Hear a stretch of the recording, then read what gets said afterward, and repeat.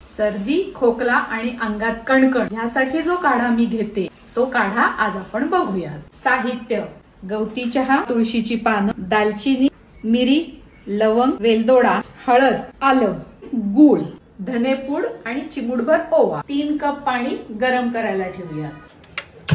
गूळ, हळद आणि गवती चहा जोडून बाकी सर्व मसाले कुटून घेऊ। तुळशीची पानं, कुटलेले मसाले पाण्यात टाकू। आता टाकूयात गवती चहा, धनेपूड आणि ओवा।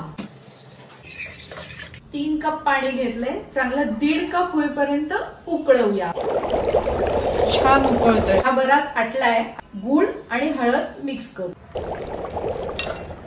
काढ्याचा घमघमाट पूर्ण घरभर पसरलाय। थोडंसं शेंदेलोण किंवा रॉक सॉल्ट। काढा तयार। 3 वेळा घ्यायचा दिवसातनं।